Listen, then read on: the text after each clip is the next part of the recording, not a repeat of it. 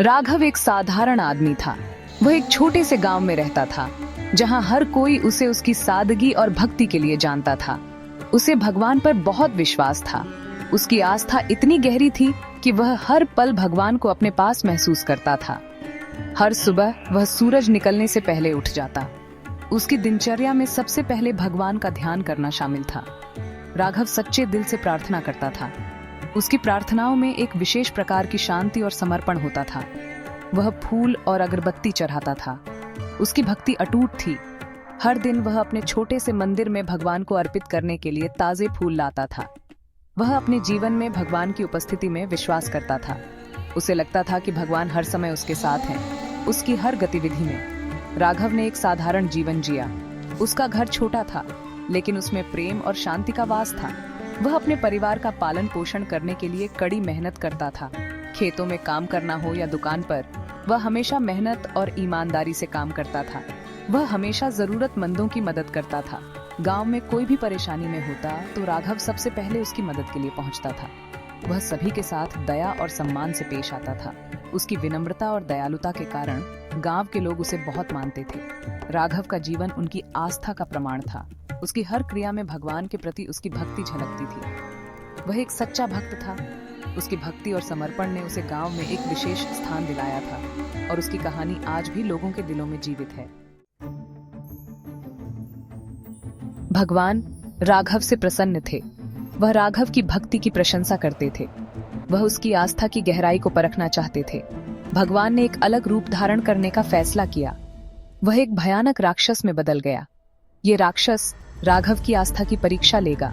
राक्षस राघव को लुभाएगा। वह राघव के जीवन में चुनौतियां लाएगा। ये सच्ची भक्ति की परीक्षा थी। क्या राघव का विश्वास मजबूत रहेगा? भगवान यह जानना चाहते थे। एक दिन राघव का सामना उस राक्षस से हुआ। नजारा देखकर रूह कांप उठी।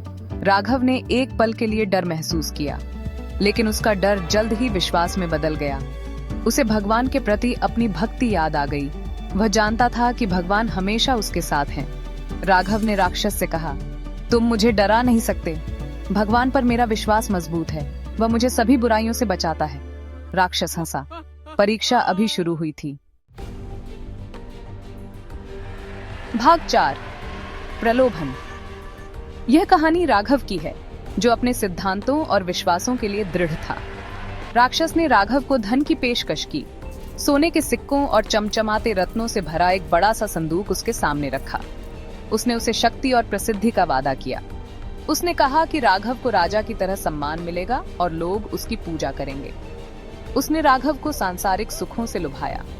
राक्षस ने उसे शानदार भोज, रेशमी कपड़े और एक भव्य महल दिखाया, लेकिन राघव ने विचलित होने से इनकार कर दिया। उसने सिर हिलाकर और हाथ हिलाकर इन सभी प्रलोभनों को ठुकरा दिया।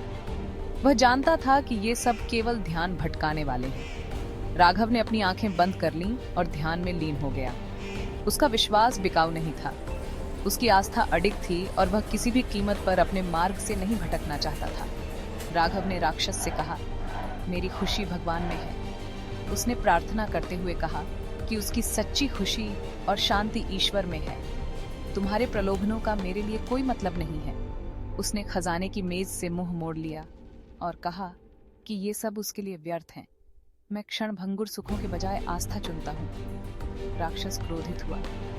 उसकी आंखों में आग जल उठी और उसने गुस्से में आकर कहा कि वह राघव को और भी बड़े प्रलोभनों से लुभाएगा। उसने दांव बढ़ाने का फैसला किया। राक्षस ने एक नई योजना बनाई और उसने सोचा कि इस बार वह राघव को जरूर फंसा लेगा। भाग 5, आस्था के परीक्षण। राक्षस ने राघव पर अपना कहर बरपाया। उसने राघव के परिवार पर बीमारी ला दी। उसने राघव का घर और संपत्ति नष्ट कर दी।